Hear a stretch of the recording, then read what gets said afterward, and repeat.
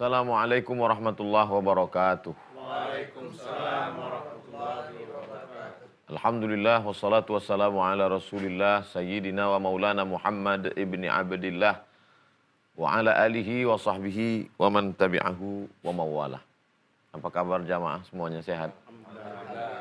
Mudah-mudahan yang berada di studio dan pemirsa dimanapun berada selalu mendapatkan naungan rahmat Allah Subhanahu wa taala. Amin ya rabbal alamin. Ada sebagian orang mengatakan bahwa nabi itu kenabian klaim. Muncullah nabi-nabi palsu.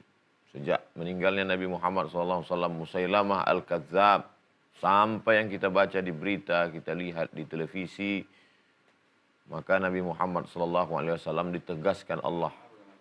Penegasan ini bisa kita lihat dalam banyak ayat yang selalu kita baca, Yasin wal Qur'anil Hakim, innaka laminal mursalin.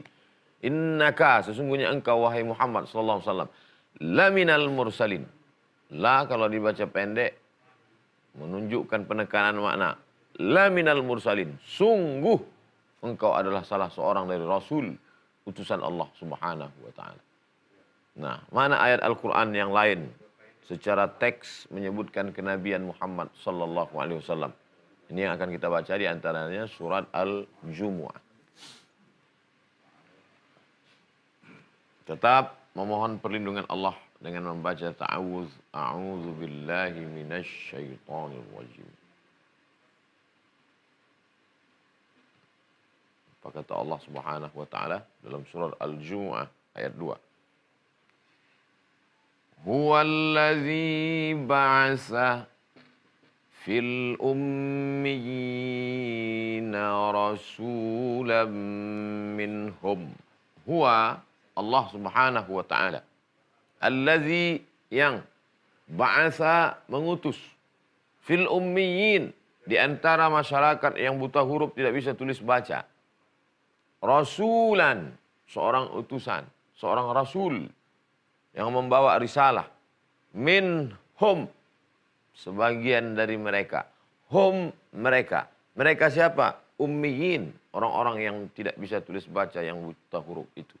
Nabi sendiri mengaku, nahnu qaumun ummiyun, la naktub wa la nahsub. Kami adalah bangsa yang buta huruf, primitif, nomaden. Makanya kalender saja pun dia tidak ada.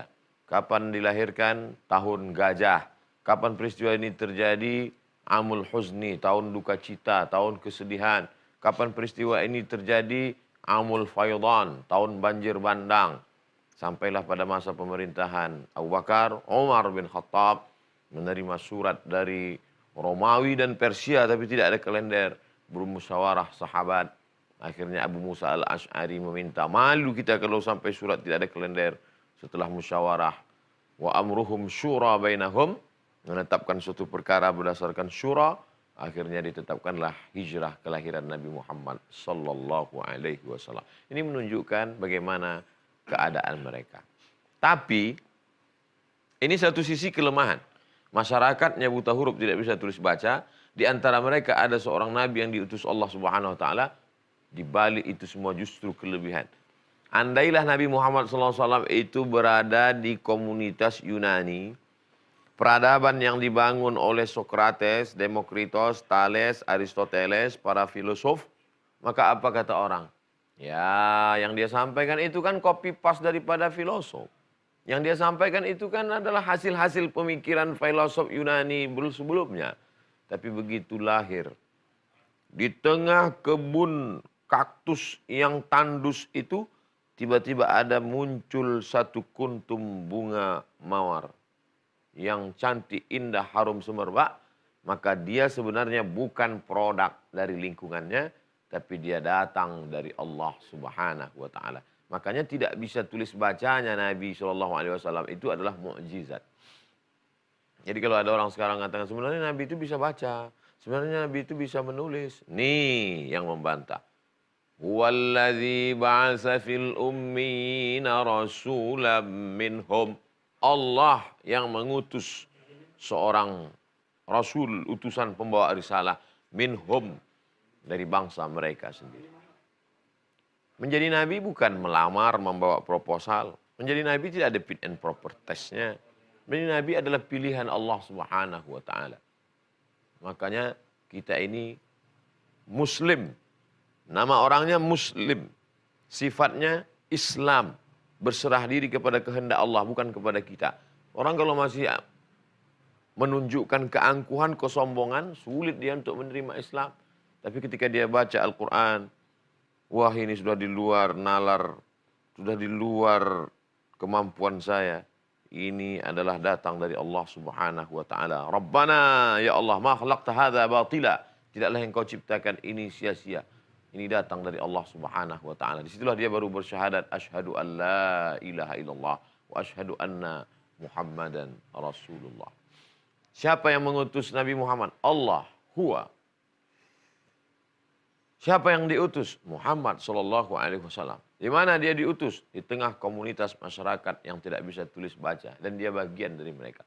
Makanya Nabi memanggil beberapa yang disebut dengan Kutabul Wahyi, penulis wahyu. Di antaranya para khalifah, Abu Bakar, Umar, Uthman, Ali, Muawiyah bin Abi Sufyan, dipanggil Nabi SAW. Tulis. Di antara sahabat Nabi ada juga yang menulis hadis.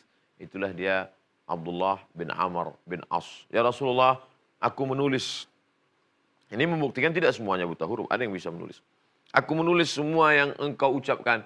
Tapi kemudian orang Quraisy mengejek. Mengapa kau tulis yang diucapkan Muhammad SAW? Dia kan manusia biasa. Apa kata Nabi SAW? Uktub, tulis wahai Abdullah bin Amr bin As. Wallahi demi Allah. Ma kharaja minhu illa haq. Tidak ada yang keluar dari sini. Sambil Nabi menunjuk mulutnya. Ma kharaja minhu illa haq. Yang keluar dari sini adalah hak, kebenaran, wahyu. Wa ma yantiqu anil hawa. In huwa illa wahyun. Yuha. Tidaklah yang disampaikannya itu hawa, hawa nafsu. Melainkan wahyu dari Allah Subhanahu wa ta'ala.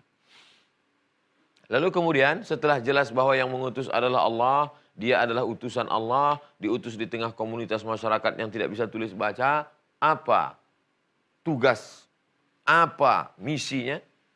Yatslu alaihim ayatih. Yatslu, dia membacakan. Alaihim, kepada mereka. Ayatih, ayat-ayat mereka. Kontradiktif. Katanya diutus kepada masyarakat yang tidak bisa tulis baca. Tapi kenapa di sini justru ayat setelahnya dia tugasnya membaca? Nabi kamu tidak bisa tulis baca? Ya. Jelas-jelas di sini tugasnya yatslu, membacakan kepada mereka. Bagaimana mungkin orang yang tidak bisa tulis baca tiba-tiba tugasnya membacakan? Inilah bedanya antara yatslu, yaqra, yattali. Apa beda qiraah dengan tilawah? Kita akan lanjutkan setelah yang berikut ini.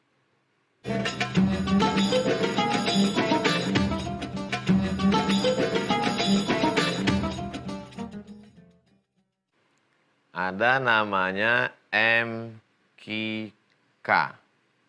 Ada namanya MTQ. MQK, Musabaqah Qiraatul Kutub. MTQ, Musabaqah Tilawatil Quran. Qiraah, membaca. Tilawah, membaca. Apa beda qiraah dengan tilawah? Qiraah membaca semua. Membaca koran, membaca buku, membaca kitab kuning, membaca tulisan di dinding, membaca prasasti. Sedangkan tilawah hanya membaca wahyu dari Allah Subhanahu wa ta'ala. Qiraah membaca. Tapi tilawah, musabaqah tilawatil Quran. Qori-qori tidak membaca. Coba lihat Syekh Nu'aina. Coba lihat Syekh Khalil Al-Husari. Tidak membaca. A'udzubillahi minasyaitonirrajim. Bismillahirrahmanirrahim. Dia membaca, melafazkan, menyebutkan, tapi tidak membaca teks. Oleh sebab itu maka banyak sekali dalam bahasa Arab yang kata-kata dalam bahasa kita terlalu miskin untuk menerjemahkannya. Ada satu lagi mutala'ah. Membaca juga. Ini kalau diterjemahkan ke bahasa kita, ini baca, ini baca, Ini pun baca. Mutola'ah membaca. Tapi membaca tanpa menggerakkan mulut. Jadi kalau ada orang baca buku, itu mutola'ah. Sedangkan dalam sholat, orang membaca menggerakkan mulut. Bismillahirrahmanirrahim. Alhamdulillah. Ar-Rahmanir-Rahim. Maka sholat kita tidak disebut mutola'ah. Yang mutola'ah itu pas baca Quran, baca kitab, itu mutola'ah. Ini perbedaan antara qiraah, mutola'ah, tilawah. Nabi Muhammad SAW tidak disuruh dia membaca Al-Quran teks. Karena Al-Quran itu tidak turun dalam bentuk kertas yang melayang-layang dari langit. Tapi Al-Quran itu adalah suara yang didengar oleh Nabi. Suara malaikat Jibril. Iqra' bismi rabbikal ladzi khalaq, khalaqal insana min 'alaqin, iqra' wa rabbukal akramul ladzi 'allama bil qalam, 'allamal insana ma lam ya'lam. Apakah Nabi turun dari Gua Hira membawa tulisan? Membawa prasasti batu? Ini aku dapat wahyu nih, baca. Tidak. Mana dia? Suara yang melekat ke telinganya, masuk ke dalam hatinya, tersangkut di relung jantungnya, ada dalam kepalanya. Lalu bacaan itu dia ulang lagi, dia bacakan kepada sahabat radhiyallahu anhum. Iqra' bismi rabbikal ladzi khalaq, khalaqal insana min 'alaq. Sahabat membacakan kepada tabi'in, tabi'in membacakan kepada tabi'in, tabi'in membacakan kepada imam qura', dibacakan kepada imam mazhab, dibacakan kepada guru-guru kita, kepada kiai kita, para ulama kita, sampailah ke kita sekarang. Sehingga andai terbakar semua mushaf Al-Quran ini, na'udzubillah, Indonesia tidak akan kehilangan Al-Quran karena Al-Quran ada. Dan ketika itu kita akan berkata, hai adik-adik para hafiz Quran, baca. Makanya ada anak yang tidak bisa baca tapi bisa baca. Anak umur 7 tahun, anak umur 5 tahun, belum pandai baca, tapi sudah bisa baca. Apa maksudnya? Dia bisa membacakan Al-Quran tanpa melihat teks. Inilah makna yatslu alaihim. Kekeliruan ketika memahami Al-Quran baca terjemah. Ketika dia baca terjemah, tugas Nabi adalah membacakan. Kata Ustadz kemarin, Nabi tidak bisa tulis baca. Ini buktinya dia baca. Membacakan dari hafalannya kepada umat.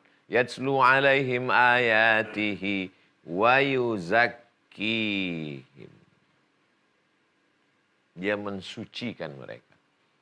Orang jahiliyah yang musyrik itu, yang minum khamar, yang mabuk, ketika turun ayat pengharaman khamar, ditumpahkan khamar itu ke jalan-jalan kota Makkah, Madinah, penuh parit-paritnya.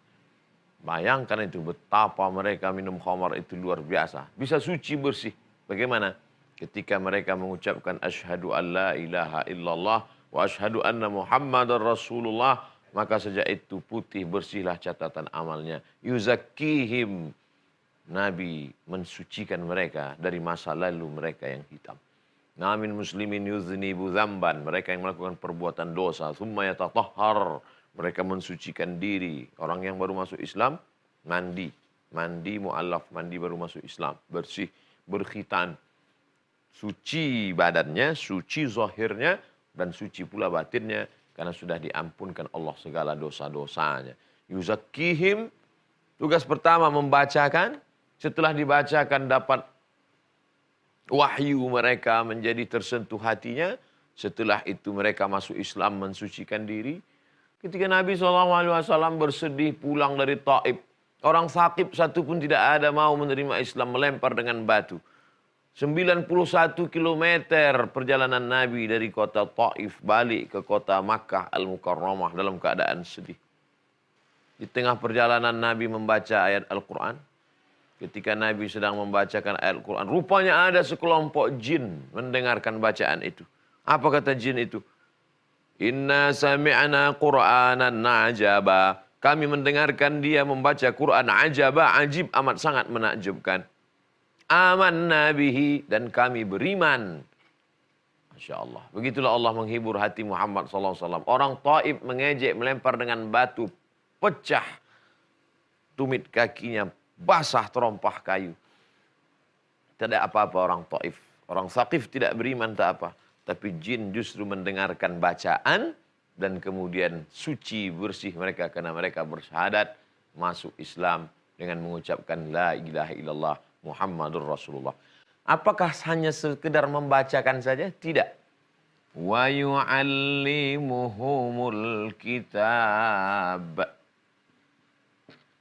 Mereka, mereka, kitab Al-Quran. Wa yu'allimuhum, Nabi mengajarkan kepada mereka Al-Kitab, yaitu Al-Quran. Al-Quran, Al-Furqan, Az-Zikr, dan beberapa nama lainnya. Untuk satu yang sama. Tergantung konteksnya. Kalau kebetulan bercerita tentang Musa, maka yang dimaksud adalah Taurat. Bercerita tentang Daud, yang dimaksud adalah Zabur. Bercerita tentang Isa alaihimussalam, yang dimaksud adalah Injil. Wa yu'allimuhumul kitaba. Allah mengajarkan kitab kepada mereka. Lalu kemudian Nabi Muhammad SAW mengajarkan Alkitab, Al-Quran kepada mereka. Lalu kemudian wal hikmata. Nabi mengajarkan pula kepada mereka al-hikmah. Tapi di sini sudah dikatakan ayat-ayat. Lalu di sini kenapa diulangi lagi Alkitab? Lalu di sini pula ada lagi al-hikmah. Apa perbedaan ayat-ayat dengan Alkitab dengan al-hikmah? Ayat-ayat umum. Ada ayat kauniyah yang tidak tertulis. Ada ayat yang tertulis. Ayat-ayat. Ayat kursi, ayat dalam surat. Ini namanya ayat yang tersurat. Tapi ada ayat yang tersirat. Ini umum, ini khusus Al-Quran. Sedangkan Al-Hikmah, ini yang disebutkan oleh Imam Syafi'i. Apa itu hikmah? Kita akan lanjutkan setelah yang berikut ini, insyaAllah.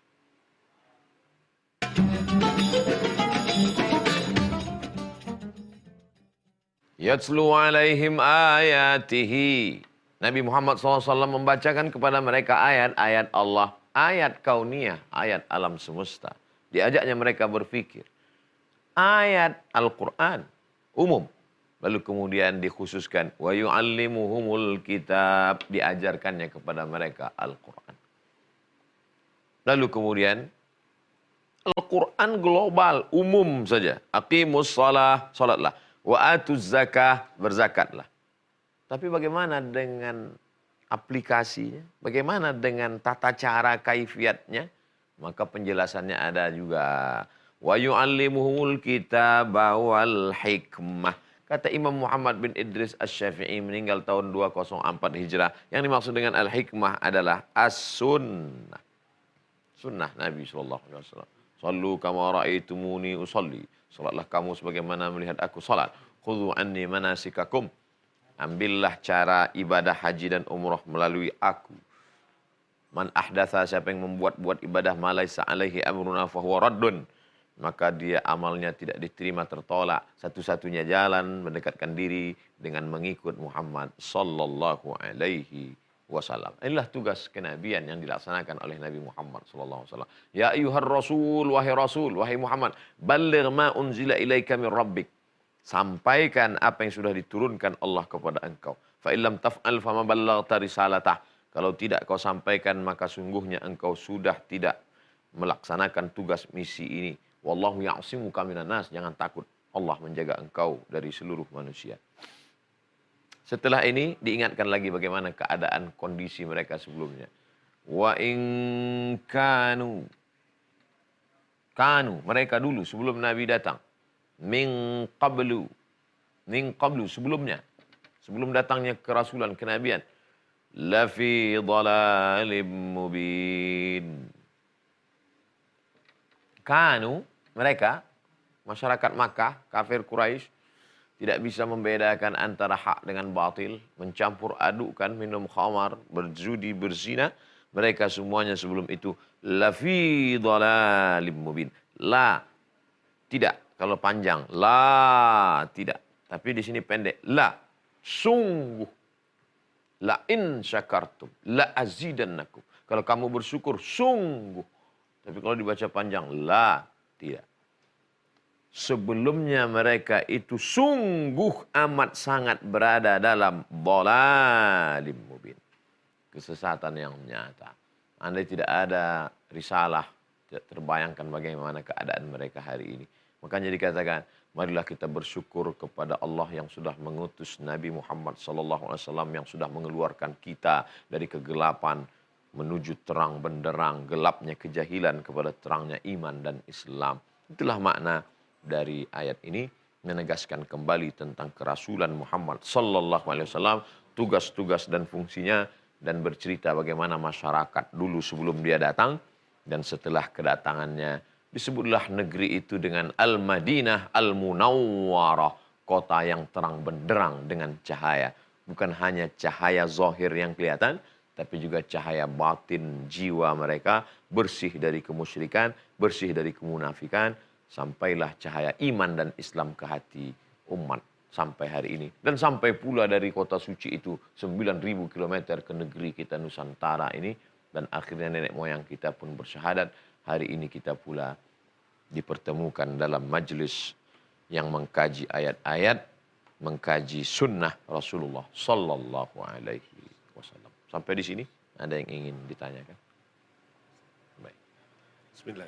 Assalamualaikum warahmatullahi wabarakatuh. Waalaikumsalam warahmatullahi wabarakatuh. Terima kasih atas penjelasan yang diberikan Ustaz. Dan tadi dijelaskan bagaimana risalah kenabian itu mulai dari Rasulullah yang tidak bisa tulis baca, kemudian dia mendapatkan wahyu dari Allah, dan kemudian menjelaskan kepada umat, sehingga kemudian umat bisa dari kegelapan menuju terang. Proses ini kan sudah lama Ustaz, artinya sudah ribuan tahun sampai hari ini. Bagaimana risalah kerasulan ini bisa kemudian hidup di tengah-tengah masyarakat, dan apa yang dilakukan oleh Rasulullah di zaman jahiliyah dulu juga bisa terserap seperti sampai hari ini. Ini tugasnya tugas siapa Ustaz? Terima kasih Ustaz. 1440 tahun. Kenapa bisa eksis dan bertahan? Kenapa masih tetap ada? Berapa banyak pemikir, filosof dunia, ucapan-ucapannya hanya eksis 200-300 tahun, habis itu hilang. Berapa banyak orang-orang yang dianggap cerdas, yang dulu pada masa Renaissance, pembebasan Eropa dari kegelapan, tapi hari ini ucapannya seperti hambar saja. Tapi Muhammad SAW 1440 tahun lamanya tetap. Apa yang terjadi sebenarnya? Ada kaderisasi yang luar biasa. Nabi meninggalkan sahabat. Setelah generasi sahabat muncul tabi'in. Sahabis tabi'in muncul tabi'in. Dan teruslah sampai ke guru-guru kita, ustadz-ustadz kita, kiai-kiai kita. Ada kesinambungan ilmu pengetahuan yang disebut dengan silsilah sanad. Dan mereka mengembangkan. Dan itu sudah disebutkan Nabi SAW. Al-ulama warasatul anbiya. Jadi kalau kita ingin 100 tahun setelah kematian kita ini, Islam tetap ada di kampung halaman kita, di negeri kita, maka cetaklah para ulama-ulama. Wakafkan satu dari anak cucu keturunan kita untuk belajar agama. Yang terjadi saat ini apa? Orang malah, anaknya di mana? Di Fakultas Usuluddin. Jurusan apa? Tafsir. Nanti mau makan apa? Pikirannya makan. Kelihatan sekali otaknya dekat dengan lambung. Ini orang apa udang? Apa yang dipikir? Oleh sebab itu maka ini mindset perlu diluruskan. Sampai ada FSP namanya sekarang. Fakultas Sepi Peminat. Na'udzubillah. La haula wa la quwata illa billah. Maka ini akan terus ada terang benderang ini. Hai yang kaya-kaya, kalau kau mau menunjukkan kau kaya, buat itu sekolah tahfiz Quran gratis. Yang banyak uang, yang punya tanah lebar, wakafkan 2 hektar untuk. Barulah ini. Al-Islamu ya'alu, Islam itu akan tetap tinggi, wala yu'la alaih. Cahaya Islam tidak akan mati. Yuriduna ayutfi'u nurallah. Mereka ingin memadamkan cahaya Allah. Wallahu mutimmu nurihi. Allah akan tetap menyalakan cahayanya. Jaminan Allah. Tapi ingat, bahwa di dunia ini tetap ada cahaya Islam. Betul janji Allah. Tapi apakah di kampung halamanmu tetap ada cahaya Islam? Tak ada jaminan. Berapa banyak yang dulu dikenal dengan kampungnya para ulama, di kampungnya terkenal Islam, hari ini justru Ustadz di kampung saya itu, kampung ibu saya itu, kampung bapak saya itu Ustadz, tidak ada sholat Jumat. Kenapa? Khotib nggak ada. Bisa terjadi. Apa maknanya? Maka syiar Islam akan tetap ada dengan adanya kaderisasi. Namanya boleh SMP, namanya boleh SMA, tapi muatan agamanya tetap ada di dalam. Akidah, akhlak, bahasa Arab, fikih, sejarah Islam mesti ada. Barulah akan lahir generasi-generasi saintis Islami, dokter yang Islami, pengacara yang Islami, sehingga apapun bajunya, tapi isinya tetap la ilaha illallah Muhammadur Rasulullah. Allahumma ja'alna, jadikan kami ya Allah, aqwiya, orang-orang yang kuat, bil Islam, karena Islam. Allahumma sallimna wa sallimul muslimin, selamatkan kami dan selamatkan saudara-saudara kami yang bersyahadat asyhadu an la ilaha illallah wa asyhadu anna muhammadar rasulullah. Matikan kami dalam keadaan istiqamah. Wa sallallahu ala sayyidina Muhammad walhamdulillahirabbil alamin. Terima kasih. Wassalamualaikum warahmatullahi wabarakatuh.